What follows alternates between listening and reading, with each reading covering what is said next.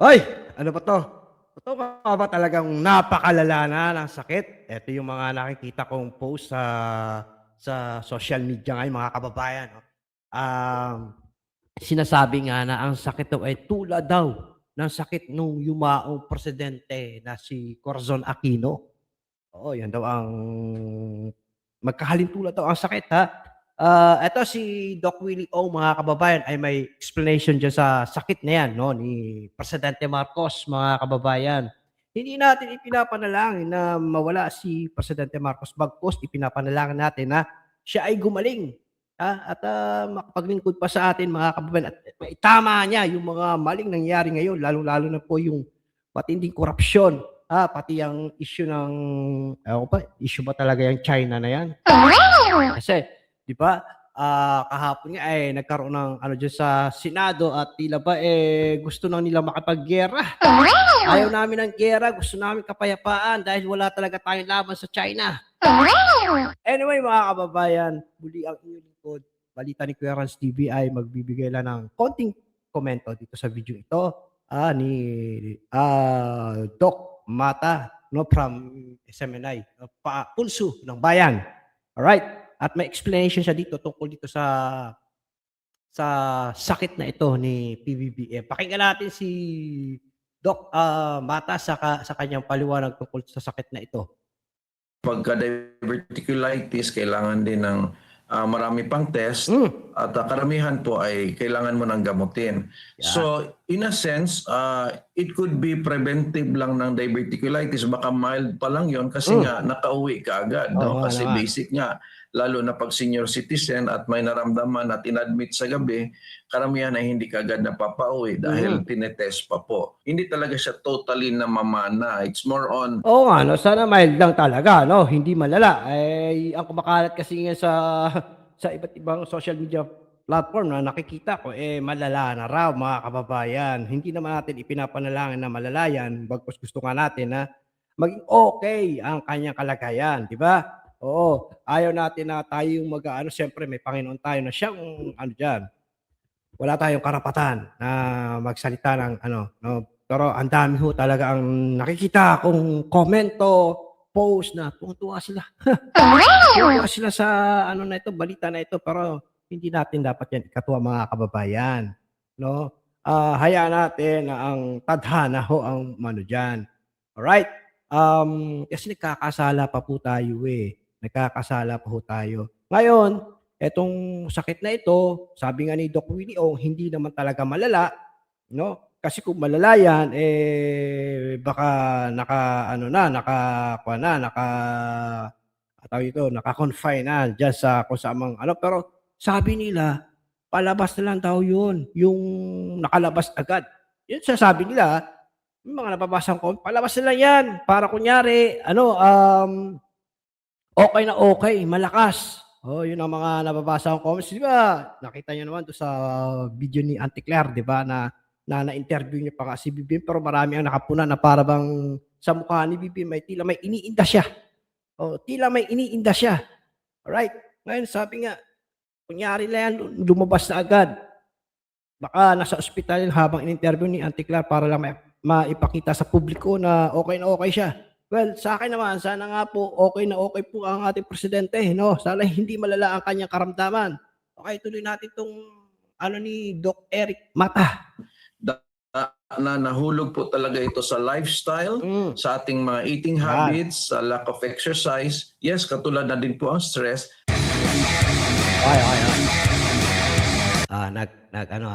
Nag-intro muna sila. Fast forward na natin.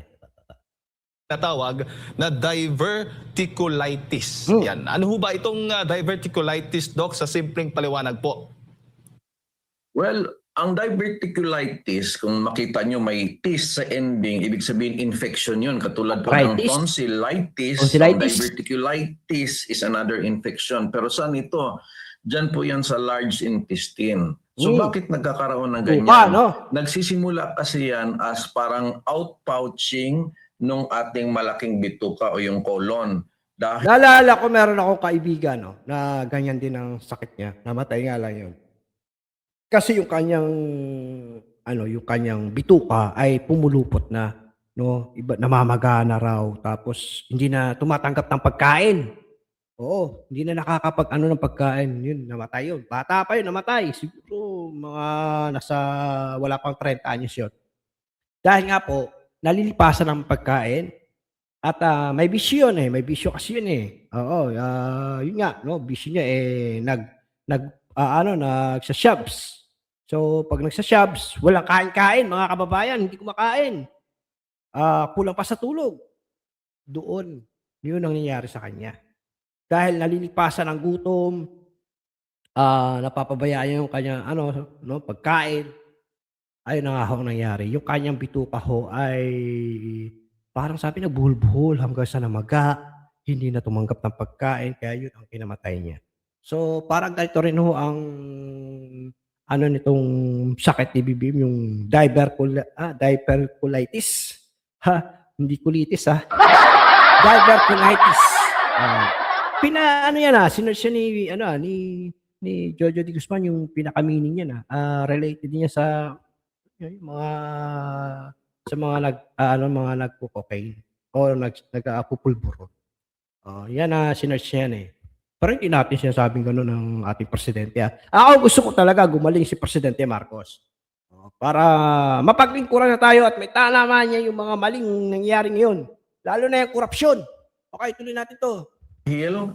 Possible na kulang sa fiber ang kinakain, kulang sa ehersisyo, medyo tumatanda na din, and then pwedeng constipated din. So ang ending nun, tumataas yung pressure doon sa large intestine, kaya nagkakaroon ng paglalabas ng bulsa or outpouching doon sa large intestine.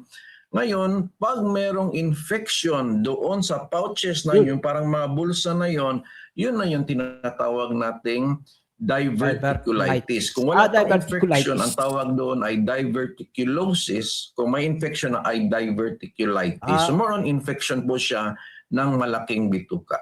Opo, binanggit po ng Pangulo, nabanggit nyo yun kanina dahil sa pagtanda, no? Bukod dyan, ay karaniwan daw po sa mga taong may stress, o stress po, Doc, paano ho yung nakaka-apekto? Yes, kasi po ang pag sinabi nating stress, general na po yon sa well-being. Hindi lang po bituka ang tatamaan, pati ating pag-iisip, pati puso, pati blood pressure, matatamaan na din po yon. So, hindi medyo parang humihina na po yung ating katawan. Alam nyo, nakaka-stress talaga. Nakaka-stress talaga ang trabaho ng presidente, mga kababayan. Lalo na nga ho, no? Sa nangyayari ngayon, di ba? Tapos dinagdagan pa nila yung issue ng China, na tila ba gusto pa nila makapaggera. Isipin na naman ng presidente yan. Anak ng tipaklong naman itong mga to. Stress na nga ako, dadagdagan yung pa-stress ko, gusto yung pa makapaggera. Diba? Lalo na nadadagdagan ng stress ng presidente. Diba? Sipakin na kasi yung mga dapat sipakin dyan. Para hindi ka ma-stress, Mr. President. Sipakin mo na yung mga lalo na yung dyan sa na yan. Gumagawa lang ng issue para bang siya pa ang nambubuli sa China. Diba? Okay, so ito. Pag tayo po ay parating stress. So kasali na din siyempre doon yung bituka. But stress hindi po ay specific lang po sa bituka. Pero bituka colon. Di ba ang kinamatay ni dating Presidente Aquino, Corazon Aquino, ay colon cancer? Nakakatulong po siya sa ganito na pwedeng mas mangyari po ang mga ganitong kondisyon dahil sa stress. Opo. Namamana ho ba itong diverticulitis o mas malaki pa rin yung papel ng lifestyle at yung pagkain, Doc? Regarding sa diverticulitis, dahil nga ito ay sa inasabi nating infection, hindi talaga siya totally namamana. It's more on na nahulog po talaga ito sa lifestyle, sa ating mga eating habits, sa lack of exercise. Yes, katulad na din po ang stress. But basically, pag tumatanda po ang isang tao, mas prone po ito. So ibig sabihin, marami pong tao ang merong diverticulosis. Kung na-infect siya, magiging diverticulitis. So basically, nasa lifestyle po. Opo. Anong particular, Doc, na pagkain na madalas o dietary habits po, yung madalas na nagtitrigger na magkaroon po ang isang tao ng ganito pong sakit? Kabaliktaran po ng mga fiber kasi siyempre pag sinabi natin mga high fiber, gulay, prutas, yan po yung mga high fiber natin. Yung mga meat, pag masyadong madami sa meat, pork or beef, mas prone po lalo na pag nagkakaedad. Kaya advisable talaga pag nagkakaedad, less po tayo sa mga meats, no? At sa Oo, huwag kakain ng meat, lalo yung mahahaba, no? Huwag kakain ng mga ganon. Di ba yung mga meat na mahahaba? Ano, hotdog, kaya bawal yan. Oo, bawal yan. Yung naging prone sa, sa sakit. Di ba? Di ba? mas maganda po na high fiber diet. Yung mga karaniwang Mga gulay. sintomas naman na Doc, na dapat bantayan ng publiko para nga ay masabing kapag posibleng nagkakasakit ng tiyan ba, ano ba yung mga possible sintomas, palatandaan po ng ating mga kababayan na makakaranas po ng ganito, same thing na nangyari po sa Pangulo. Yung unang sinabi ko, may tinatawag tayong diverticulosis, yung outpouching pa lang o yung parang paggawa ng bulsa dahil nga sa mga sinabi natin kanina, wala pang nararamdaman ang tao doon. Pagka ito ay infected, yung mga bulsa na yon, tinatawag ng diverticulitis, common po ang lagnatin, mag-chills, pwedeng nasusuka, or sumusukat talaga, at yung karamihan na sakit ng tiyan ay nasa left side. In comparison po sa appendicitis ay nasa right side, ito po ay nasa left side. So, but hindi talaga specific lang, no? Kasi pwede pa rin other parts ng tiyan. Basta basically, it's a combination of fever, nasusuka, at masakit ang tiyan. Yung punto po dapat na makita mo na dapat magpatingin ka kaagad sa doktor dahil nagkakaroon nga ang isang pasyente na may pananakit ng tiyan. Ano pong punto po, particular doc, na dapat siyang magpatingin na kaagad sa doktor?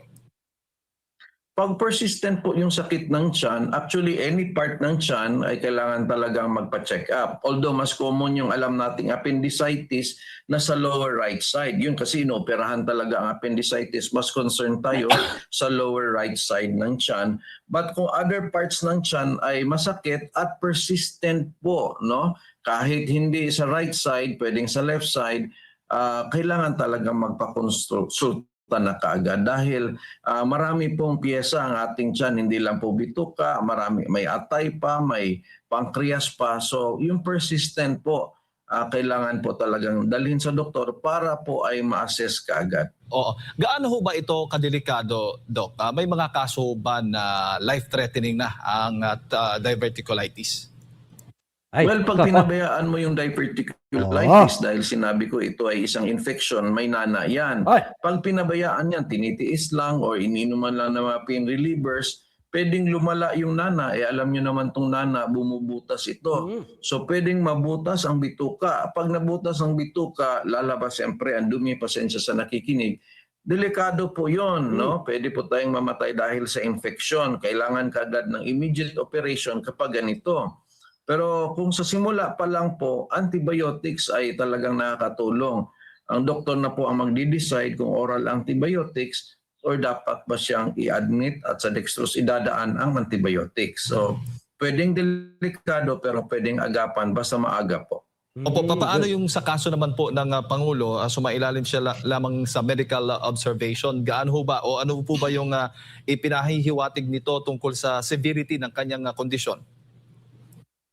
Well, hindi pa ako talaga 100% sure na yun na po talaga ang case kasi nga wala namang lagnat na na-mention at nagtrabaho naman kagad ang presidente.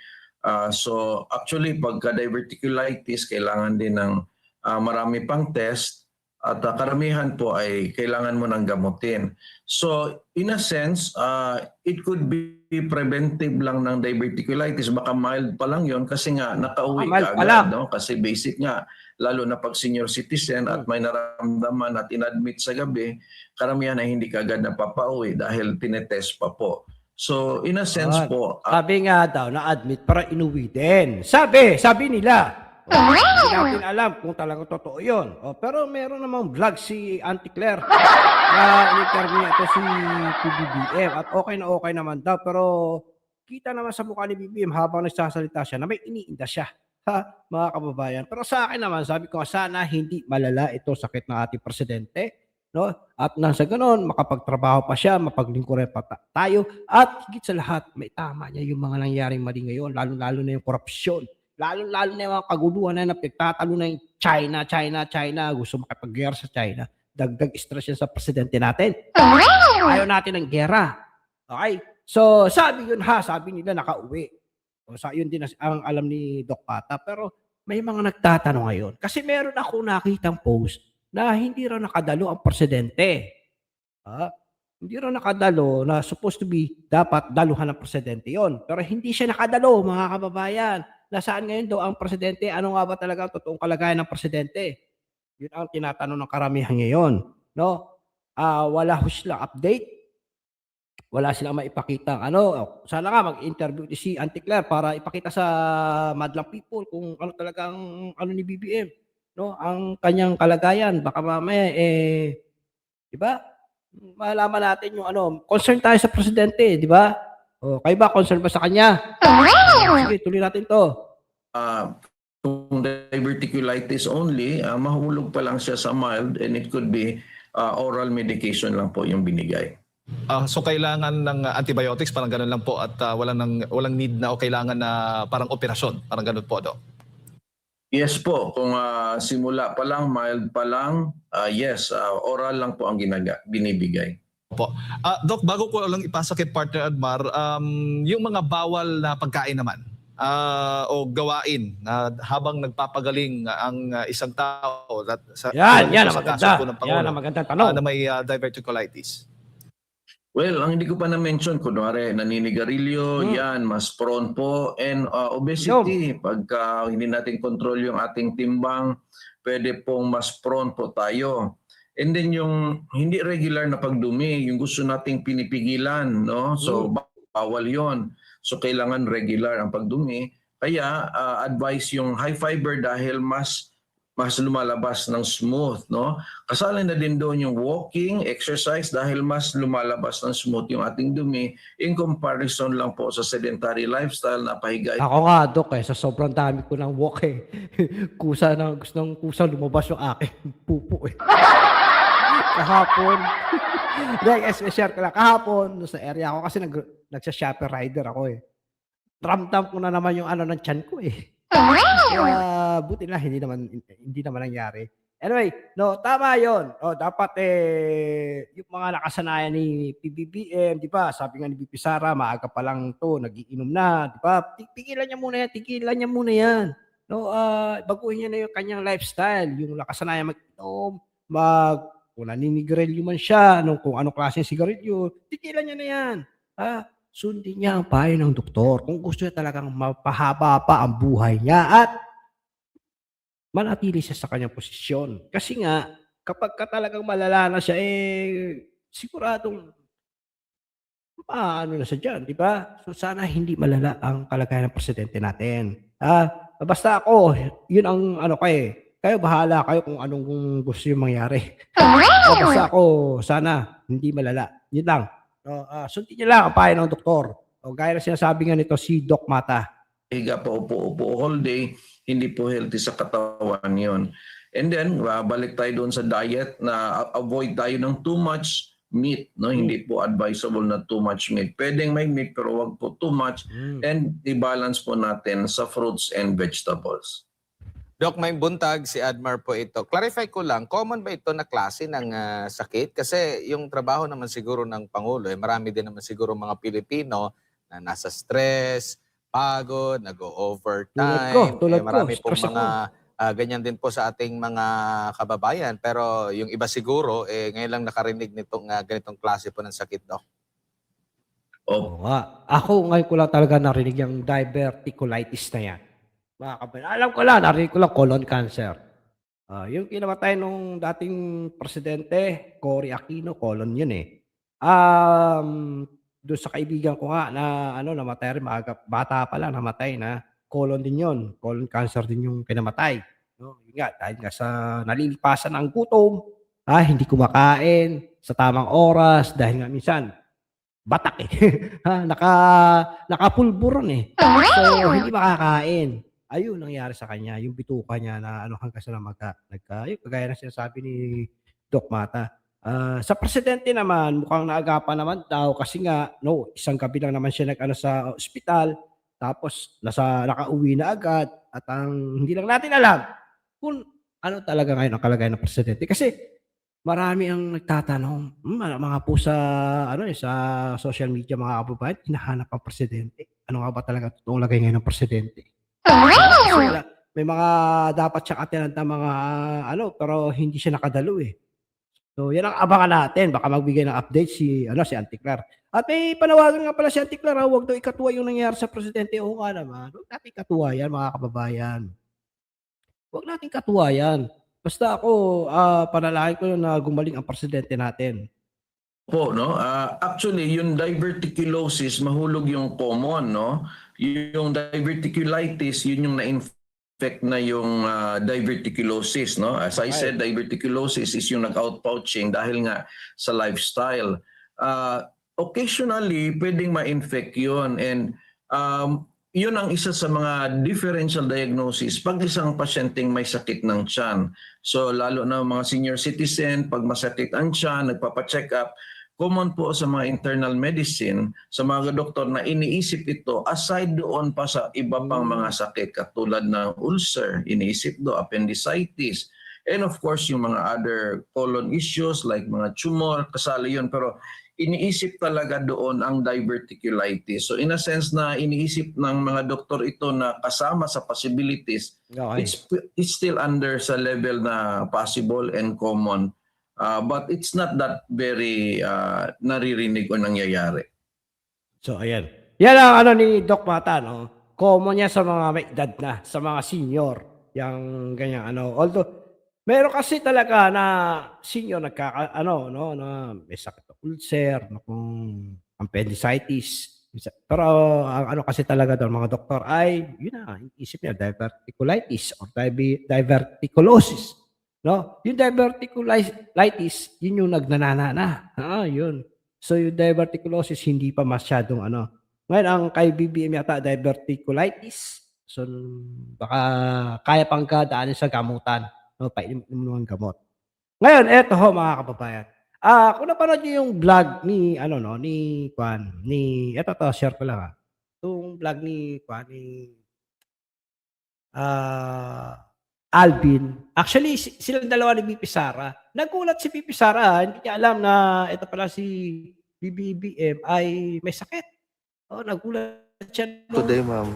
Teka share ko lang to Nagulat si BP Sara, may sakit pala si BBM. Naalala niya lang nung binanggit ni Senator Amy, napanood yata yung vlog ni Senator Amy na napapabayaan nga raw si BBM ng mga palibot sa kanya. Pakinggan natin to Itong komento ni BP Sara tungkol dito sa pagkakasakit ni BBM. Medyo mahina ang ating net. Kasi pinas-forward ko. Ayan. Teka lang Basta nagulat siya sa na may sakit si BBM. Hindi talaga updated si BP Sara. Hindi yata ito nagso-social media. Diyan lang sa The Hague sa siya, nakiki-jamming siya, nakiki-collab siya kay Alvin. Dito ni BP Sara para tawa sa video ito Mabagal ang net ko mga kababayan. Kaya ayan. Pero ito nagulat na siya kasi may nagtanong na isang viewer kay BP Sara kung ano pa daw ang kanya kay PBBM sa sakit. Hindi niya alam, nagulat na may talaga may sakit na si PBBM. Hindi ko niya alam, pero yun nga rin lang na napanood ko doon sa vlog ni Senator Amy na na wala raw hindi raw nababantayan ng mabuti si BBM. Kahit paano may concern pa si BP Sara kay Anyway guys, medyo mahina ang internet ko kaya hindi ko na to matutuloy. Siguro next next vlog ko na lang kung gusto niyo panoorin niyo po sa ni Alvin. Kung yung eksaktong sinabi ni BP Sara tungkol dito sa sa sakit ni BBM kasi wala talaga siyang idea. Tinanong lang ng isang audience o isang viewer, nag-comment diyan sa live na 'yan. Medyo nagulat din si BP Sara na may sakit pala si BBM. Yun lang, hindi ko na kasi mahina internet ko. Okay? So hanggang dito na lang mga kababayan muna ang aking reaction video. Huwag natin ipanalangin na ang ating presidente kasi ipanalangin natin na gumaling agad siya. Diyos po ang bahala sa kanya. Huwag po tayo ang humusga. O huwag po tayo kasi nagkakasala pa ho tayo mga kababayan eh. Alright. So hanggang dito na lang muna ang aking reaction video mga kababayan. Muli ang inyong likod balita ni Kuya Rans TV ay humingi ng suporta sa inyo. Paki-like and share po nitong video. Paki-subscribe na rin sa mga hindi pa nakasubscribe. Hanggang sa muli, ingat po tayo lahat. God bless.